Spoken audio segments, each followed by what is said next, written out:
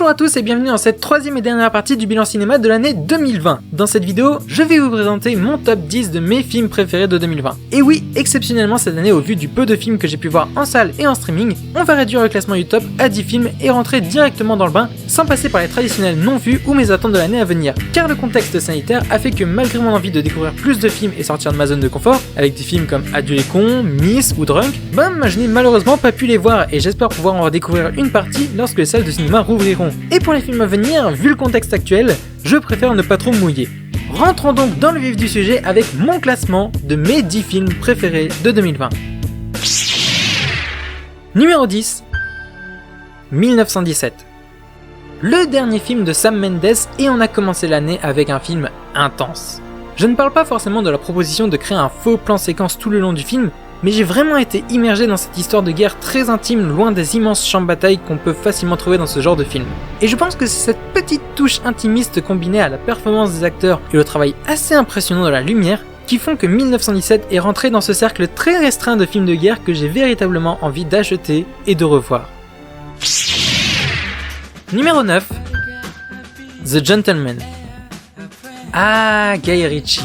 J'aime profondément Guy Ritchie. C'est un réal qui a le sens du rythme, du dialogue fin et précis, ainsi que de l'esthétique. Et The Gentleman, c'est tout ça. Des dialogues écrits avec une minutie et un sens du détail tellement pointilleux qu'il porte le spectateur durant tout le long du récit. Vraiment, on ne s'ennuie pas devant The Gentleman. Ça jongle constamment entre plein de personnages extrêmement charismatiques, entre plusieurs temporalités, entre plusieurs points de vue, sans que ça ne devienne lourd et confus. C'était LE cocktail explosif cinématographique de l'année, et bordel, qu'est-ce que ça fait du bien. Numéro 8, The New Mutants. Il fallait bien un film impopulaire dans mon top où ça n'aurait pas vraiment été moi. Non, en vrai, j'ai franchement beaucoup aimé ce dernier opus de l'univers X-Men. Et très sincèrement, je pense que tous les mauvais retours autour de ce film sont surtout dus au fait qu'on attend ce film depuis plusieurs années. Et avec autant de reports et de hype parce que oh mon dieu, on veut tous voir un film X-Men sauce horreur, c'est assez facile d'être déçu. Mais par chance, je ne suis pas tombé dans ce piège cette fois-ci. Et même si on n'est pas sur un film 100% horrifique comme le laissait présager une grande majorité des bandes annonces, j'ai franchement bien aimé ce dernier opus de l'univers X-Men. Plus intimiste, plus centré sur la jeunesse, mais qui n'en oublie pas pour autant la force métaphorique a toujours été X-Men sur la condition des mutants, quitte à être moins subtil et plus rentre dedans, mais ça marche, c'est toujours là. Et même si on peut reprocher à ce film d'être très timide en termes de connexion avec les 10 opus précédents, le cœur même du film, cet asile dans lequel nos protagonistes sont prisonniers, ça rejoint pas mal quelque chose qui avait été mis en place dans Logan. Donc même si je suis d'accord pour dire qu'on est loin du grandiose de certains opus de la franchise, The New Mutants reste un très chouette divertissement qui mérite amplement sa place dans la saga et que j'aurai grand plaisir à inclure à ma collection. Numéro 7, Birds of Prey.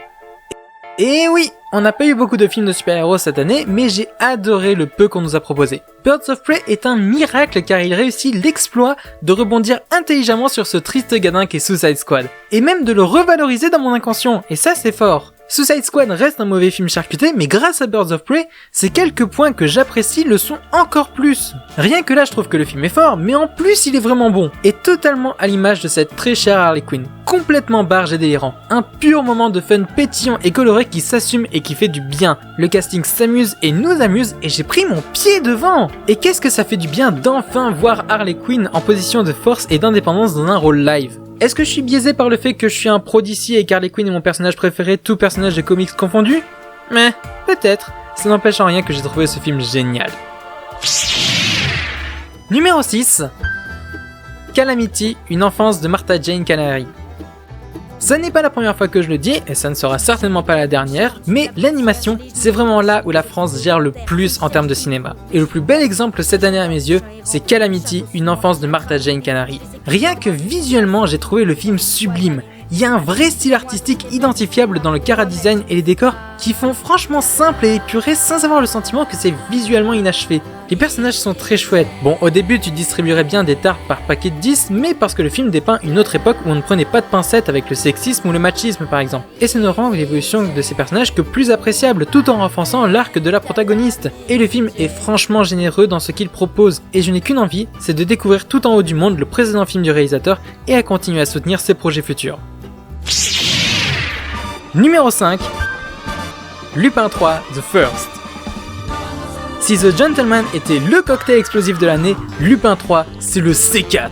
C'est clairement la pépite de l'année en termes d'action et ça a été un moment purement jouissif. Les personnages sont tous hauts en couleur et ultra attachants, c'est drôle comme pas permis, c'est cool comme pas permis, c'est visuellement super propre et fluide, le plaisir ne s'arrête jamais avec ce film et surtout, le plus incroyable avec ce film, il est une porte d'entrée en diamant pour l'univers de Lupin 3. Parce que des séries et des films d'animation sur ce personnage et cet univers, il y en a eu plein. Et j'ai qu'une envie, c'est de découvrir tout ça parce que Lupin 3 a vraiment l'air d'être une licence qui mériterait vraiment d'être un grand nom de la Japanimation. Alors croyez-moi, à la première occasion, je vais découvrir tout ce qui a été fait sur Lupin 3 parce que ça a été un de mes plus gros kiffs de 2020. Numéro 4. Scooby. La Hanna-Barbera est un studio qui a bercé mon enfance et qu'on oublie un peu trop aujourd'hui à mon goût. Mais cette année, on a eu droit à une magnifique déclaration d'amour à ce studio avec Scooby. Pas que à la franchise de Scooby-Doo, et ça m'a fait tellement plaisir. Je ne développerai pas spécifiquement sur ce point pour que vous ayez tout de même la surprise, mais si vous êtes comme moi un grand amoureux des cartoons de la Hanna-Barbera, le film saura vous toucher un peu plus que le reste du public. Mais outre ça, c'est clairement une des meilleures choses qui soit arrivée à la franchise du Scooby Gang. Contrairement à une grande majorité de téléfilms, ma foi fort sympathiques, qui ne sont que des enquêtes plus longues que celles dépeintes dans une majorité des épisodes de la majorité des séries qui composent la licence, Scooby prend le temps de développer son univers, ses personnages, leurs relations, leur passé, et ça ne rend mon amour pour ces derniers que plus fort. J'en profite pour vous conseiller en même temps l'excellente série Mystère Associé, qui est sans aucune hésitation la meilleure série estampillée Scooby-Doo. Mais pour en revenir à Scooby, c'est une des meilleures mises en œuvre d'une franchise culte de la pop culture. Numéro 3. Les enfants du temps. En 2017, j'ai eu la chance de découvrir dans mon cinéma de l'époque Your Name de Makoto Shinkai. Et en un film, il est instantanément devenu à mes yeux un des grands noms de la Japanimation, au même titre que Mamoru Hosoda, Mamoru Oshii ou encore Hayao Miyazaki bien évidemment. Et j'ai retrouvé dans Les Enfants du Temps la même force émotionnelle que dans Your Name, la même puissance avec laquelle le réalisateur nous dépeint une romance adolescente avec un soupçon de fantastique pour l'embellir, la même virtuosité avec laquelle il continue à nous montrer que le style plus traditionnel de l'animation a un vrai cachet. Parce que oui, bon Dieu que ce film est magnifique. Et ça a été un coup de cœur instantanément. Et voir qu'aujourd'hui on a enfin pris la peine de commercialiser en grande pompe ses précédents films comme 5 cm per second ou Voyage vers Agartha, ça ne me rend que plus heureux. Aujourd'hui, Makoto Shinkai est un grand nom de l'animation et je serai au rendez-vous à chacun de ses films. Numéro 2. En avant. Et oui, cette année, Disney se contentera de la médaille d'argent comparée aux 2 années précédentes. Je sais que beaucoup ont préféré Soul, et c'est tout à fait compréhensible, mais pour ma part, je vous invite à voir le bof film pour comprendre pourquoi Soul n'est pas dans ce top. Et cette année, là où Pixar a réussi à me toucher le plus, c'est avec En Avant. Parce que Pixar, et Disney de manière plus générale, est un studio qui a fortement contribué à faire qui je suis aujourd'hui. Je suis Disney fan. Et même dans ses heures les moins glorieuses, Disney a toujours réussi à me charmer. Et c'est dans En Avant que j'ai le plus retrouvé cette année ce qu'on appelle communément la magie Disney. Ce petit je ne sais quoi qui me parle, qui me touche, qui m'émerveille et qui me donne envie de revenir à chaque fois, à l'instar de la mode des remakes live de la compagnie, et ce malgré l'image diabolique et capitaliste que Disney se donne et qu'Internet propage aussi vite qu'un feu de forêt. Parce qu'En Avant est peut-être le plus conventionnel des films Disney sortis cette année, il est pourtant celui qui symbolise le plus le Disney que j'aime et que je continuerai de défendre sempiternellement contre vents et marées, avec des personnages attachants, un univers riche et captivant, et des moments forts dans lesquels j'arrive à me reconnaître, que ce soit des moments drôles, des moments de complicité ou des moments d'émotion à en pleurer. Et plus que jamais, c'est ce visage de Disney que j'aime. Plus que jamais, c'est ce Disney qu'il faut défendre. Plus que jamais, à une époque où limite c'est la mode de dire que Disney c'est Satan, c'est maintenant qu'il faut montrer ce que Disney doit être pour restaurer son image. Mais cette année, il y a eu un film qui méritait plus la première place à mes yeux. Et ce film c'est... Numéro 1. Dreams.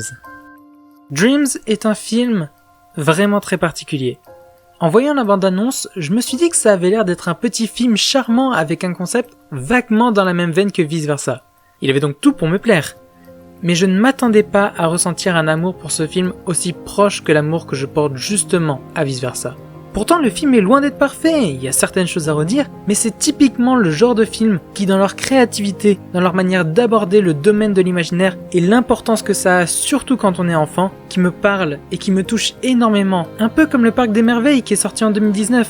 Et c'est ce genre de petites pépites d'animation que j'ai le plus de plaisir à découvrir au cinéma. Parce qu'évidemment, qu'en grand amoureux de l'animation, j'irai courir au cinéma voir du Disney, du Pixar, du DreamWorks, du Ghibli et autres films venant de gros studios. Et très sincèrement, En Avant aurait tout aussi bien pu être mon film de l'année. Mais si cette année mon numéro 1 c'est Dreams, c'est parce que derrière il y a tous les autres films d'animation dont j'ai parlé dans cette vidéo, qui n'ont pas forcément de gros studios ou de budget faramineux derrière eux, et qui étaient tous, sans la moindre exception, légitimes de finir en première position de ce classement.